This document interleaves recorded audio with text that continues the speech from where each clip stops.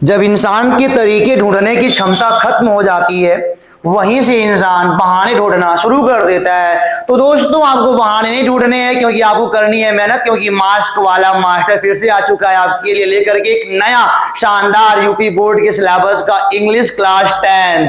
आपने थंबनेल में देख लिया होगा, आज मैं आपको पढ़ाने वाला हूं क्लास 10 की पोइट्री का चैप्टर पहला पढ़ाऊंगा आपको। वहां पे मिलेंगे आपको सेंट्रल आइडिया मिलेगा, आपको स्टैंजा मिलेंगे, स्टैंजा बेस्ड आपको क्वेश्चन मिलेगा। आपको जानना चाहिए कि आपके एग्जाम में क्या आने वाला है। दोस्तों, पहले मैं आपको बता दूं कि आपके एग्जाम का क्या है पोर्शन, अगर आप जानेंगे तो बात अच्छी रहेगी।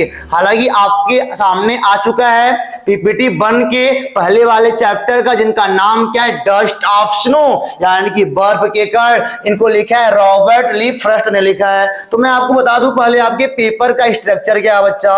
आपको बता दिया जाए, आपके एग्जाम में जो पेपर होता है ना इंग्लिश का, उसमें क्या आता है दोस्त, इसमें आता है आपको मिलेगा स्टैंजा मिलेगा, एक स्टैंजा मिलेगा, और यहाँ पे आपको मिलेंगे दो ऑप्शन यानी एमसीक्यूज। इस स्टैंजा पर बेस्ड आपको मिलेंगे दो एमसीक्यूज, जो कि आपके होंगे एक एक नंबर के। 2 नंबर आप यहां से गेन कर लोगे। आगे मिलेगा आपको अगला वाला क्वेश्चन 3 मार्क्स का मिलेगा आपको पोयम 4 लाइन का लिखने का। बड़ा मजा आता है क्लास 10 में, 4 लाइन का पोयम लिख दोगे 3 नंबर पर आ जाओगे। और अगला वाला है ना मित्र, आपको मिलेगा आएगा सेंट्रल आइडिया 3 मार्क्स का, यानी कि 3 मार्क्स का आपका हो गया सेंट्रल आइडिया हो गया। टोटल आपको मिलेंगे यहां से 8 नंबर मिलेंगे, 8 मार्क्स आप गेन करोगे। तो सोचो कितनी अच्छी बात है ना, आपको समझ में आएगा, चीजों को मजेदार तरीके से बताया जाएगा। तो आप पढ़ोगे, और आप पढ़ोगे तो निश्चित तौर पर यूपी बोर्ड टॉप करोगे। इसीलिए ये मास्टर आपका खड़ा हुआ है। क्यों? क्योंकि आपको यूपी बोर्ड टॉप करवाएगा, और हर विषय को लेकर के आ रहा है, दिन रात काम किया जा रहा है आपके लिए, और वीडियो बनाए जा रहे हैं। निश्चित तौर पर आपको सफलता एक दिन अवश्य मिलेगी, अगर आप पढ़ाई को तन मन से लगन से करते हैं। और इसी लहजे में आपको बता दूं, happy Diwali to all of you. और इस दिवाली कुछ ऐसा प्रण करना है कि यूपी बोर्ड को टॉप करना है, और टॉप करना है, और हर हाल में टॉप करना है। तो शुरू करते हैं इस चैप्टर के सेंट्रल आइडिया को बताने के लिए। जो भी लिखा गया है आप ध्यान से यहां पर देखो और लुत्फ लेते रहो। लुत्फ लेंगे तो मजा आएगा, मजा आएंगे तो पढ़ने में और मजा आएगा। तो देखो यहां पर क्या लिखा हुआ है, चैप्टर फर्स्ट है डस्ट ऑफ स्नो है, यानी कि बर्फ के कण। इनको लिखा कौन है? रॉबर्ट ली फ्रस्ट ने लिखा है। अच्छा है, कोई बात नहीं, बर्फ के कण यहाँ पे हैं। मैं आपको सीधे बता रहा हूं, बीच में जो भी स्टोरी आएगी आपको निश्चित तौर पर बताई जाएगी। लिखा है इन दिस पोयम, इस पोयम में, इस पोयम का नाम क्या है? डस्ट ऑफ स्नो, यानी कि बर्फ का कण। यहां पे लिखा है द पोएट, यहां पे आप पोएट कर दो।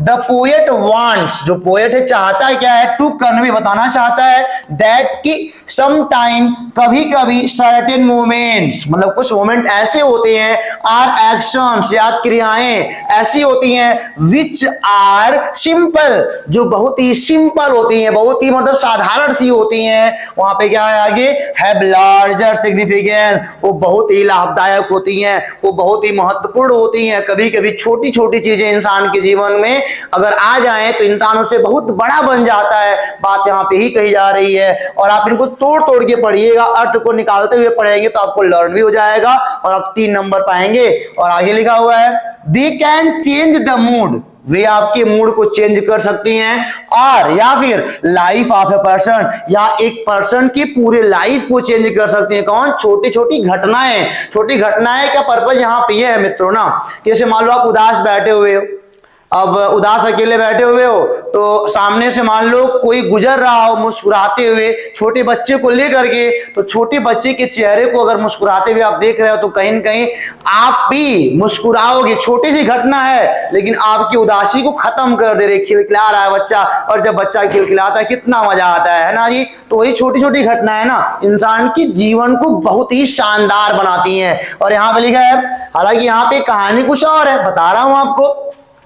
The way a crucifix down dust of snow, मतलब बोलता है यहाँ पे है, और कहां लिखा है ऑन द पोएट, मतलब कि पोएट साहब जो हैं वो रास्ते से गुजर रहे थे। अब पोएट थे बड़े परेशान, पूरी स्टोरी में क्या है, पोएट साहब थे बड़े परेशान, दिन भर परेशान थे, तो रास्ते से गुजर रहे थे और रास्ते में एक हेमलॉक का पेड़ आता है, वहां पे कौवा बैठा रहता है और हेमलॉक के पेड़ पर बर्फ जमे रहते हैं। और जब कवि वहां से गुजरते हैं तो कौवा क्या करता है, उस पेड़ को हिलाता है, और जब पेड़ को हिलाता है तो बर्फ के कण क्या होता है, आपके कवि साहब के सर पे गिरते हैं, तो ठंडापन महसूस होता है, शीतलता उनको मिलती है और उनके दिन भर की उदासी क्या होती है, वो लोग खत्म हो जाती है। यहाँ पे कौवा जो कि हमारी संस्कृति में क्या है दोस्तों, ये थोड़ा सा अपशगुन माना गया है कि जब कहीं आप जा रहे होते हो रास्ते में अचानक कौवा में दिख जाए घर के बाहर निकलते ही, तो लोग बोलते हैं कुछ देर रुक के जाना, ये हमारी संस्कृतियों में है। लेकिन देखो यहाँ पे कौवे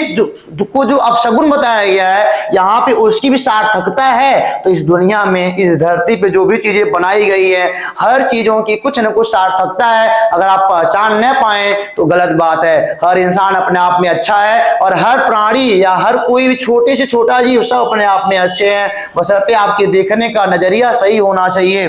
तो यही बोल रहा है कि जब पोएट रास्ते से गुजर रहे होते हैं तो हेमलॉक की ट्री पर एक कौवा बैठा होता है, उनके सर पे स्नो गिराता है पेड़ को हिला करके, और आगे बोलता है इंस्पायर, मतलब यहाँ पे जो पोएट है इंस्पायर होते हैं, एंड गिव सेम, और उनको मिलता है क्या, द आइडिया, विचार मिलता है, टू शेक अप, मुक्त होने का, हिज डिप्रेसिव थॉट्स, अपने अवसाद मुक्त विचारों से। जब बर्फ का टुकड़ा कवि के सर पे गिरता है तो कवि क्या होते हैं, अवसाद ग्रस्त विचारों से मुक्त हो जाते हैं और उनके जीवन में फिर से उस दिन की खुशहाली आ जाती है। दिन भर परेशान थे, रास्ते में गुजरे, कौवे ने पेड़ हिलाया, सर पे बर्फ गिरा और लेखक साहब खुश हो गया, प्रसन्न हो गए। यही तो लाइफ में चाहिए यार। और आगे क्या लिखा है, बिकम चीयरफुल, आनंदित हो गए, एंड मतलब और क्या, डू समथिंग यूजफुल, अब उनका जो मन है कुछ अच्छा करने के लिए लालायित हो गया। तो यही कहा गया है ना, हर छोटी चीज का भी कहीं ना कहीं जीवन में महत्व है। छोटी छोटी घटनाएं आपको बहुत महान बना देती हैं। टाइम न लेते हुए दोस्तों मैं आपको लेके चलता हूं आगे वाले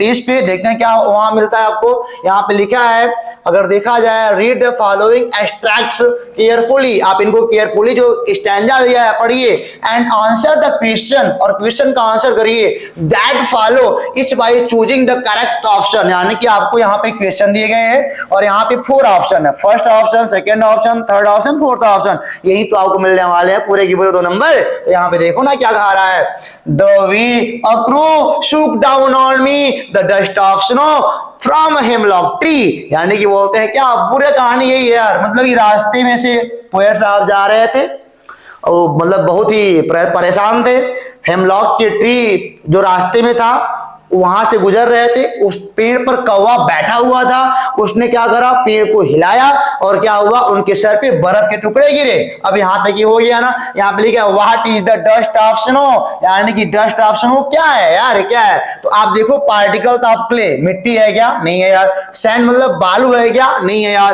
पार्टिकल ऑफ प्लांट, प्लांट के पौधे गिरे क्या, नहीं है यार, पार्टिकल ऑफ स्नो, ये क्या है, स्नो के पार्टिकल है सर, यानी कि फोर्थ वाला ऑप्शन क्या है आपका, सही है। Name the poet of the above lines, above जो ऊपर लाइन लिखी गई है उनकी पोएट कौन है, तो आपको यहां से मिल जाना चाहिए, रॉबर्ट फ्रॉस्ट साहब है, रॉबर्ट फ्रॉस्ट साहब है, ठीक है ना।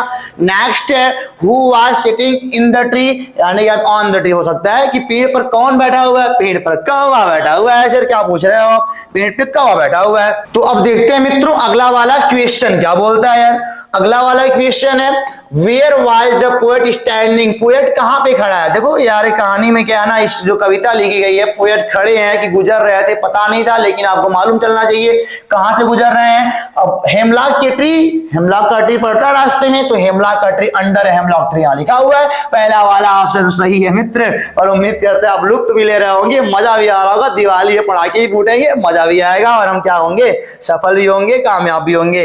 अब चलेंगे मित्रों अगले वाले स्टैंजा पे, बोलते हैं क्या है, तो यहां देखते हैं क्या लिखा है दोस्तों, has given my heart a change of mood and shaped some part of a day I had read, मतलब बोलते हैं वह जो बर्फ के टुकड़े उनके सर पे गिरते हैं ना, वह उनके मूड को चेंज कर देते हैं, एंड शेप्ड सम पार्ट, और दिन का जो कुछ यहां पे लिखा है ना ऑफ अ डे, और जो दिन का कुछ भाग बचा हुआ है वहां पे हम अवसादग्रस्त विचारों से मुक्त हो जाते हैं और खुश हो जाते हैं दिन में। और यहाँ पे क्या लिखा, आई हैड रीड, जबकि मैं क्या था बोलो, परेशान था। छोटी सी घटना हुई, कभी साहब मस्त हो गया, खुश हो गए, तो कभी कभी क्या होता है, छोटी छोटी घटनाएं इंसान के जीवन को, इंसान की मूड को भी बदल देती हैं, इंसान खुश रहना सीख जाता है। आते हैं क्वेश्चन पे, बच्चा क्या देखते बोलता है, the crow has change the mood off the poet by, कैसे चेंज करता है, क्या कौवा गाना गाता है, क्या नहीं गाता ना, कोई बात नहीं। क्या यहाँ पे मतलब ये फ्लाइंग अराउंड द पोएट, क्या पोएट के अराउंड दौड़ उड़ रहा है, क्या नहीं उड़ रहा है। Shaking the snow from the tree, और यहाँ बोलता है क्या है, ट्री से स्नो को गिराता है। तो इसे ही है यार, तभी ना हमारे कवि साहब खुश हुए हैं। तो आपका थर्ड वाला ऑप्शन सही है। और ये जो मेलोडियस वॉइस यानी कौवा अगर बोल देगा तो थोड़ा सा दुख तो होगा ही होगा ना, लेकिन ये थर्ड वाला आपका सही है। अब यहां देखो भाई, the poet is trying to suggest that, यानी जो पोएट साहब हैं वह सजेस्ट क्या करना चाहते हैं, small things bring big changes in life. ये सही है, नीचे जाना ही नहीं यार। यहाँ देखो ना, जो स्मॉल चीज, जो छोटी छोटी चीजें कभी कभी होती है ना, आपके लाइफ को चेंज कर देती हैं। तो मित्रों, आपने देखा पहला वाला क्लास 10 का पोएट्री डस्ट ऑफ स्नो, ये हो गया आपका पूरा खत्म। आपको सेंट्रल आइडिया मिल गया, आपको पोयम का हिंदी सारांश मिल गया, और आपको मिल गया क्वेश्चन आंसर, वो भी आसान भाषा में, शब्दों में। उम्मीद करते हैं मजा आया होगा, और जल्दी लेके आएंगे आपके पोएट्री का सेकंड वाला चैप्टर और आसान भाषा में, ताकि आप पढ़ेंगे, यूपी बोर्ड को टॉप करेंगे। तो मिलते हैं दोस्तों आपसे अगले वीडियो में, तब तक के लिए नमस्कार।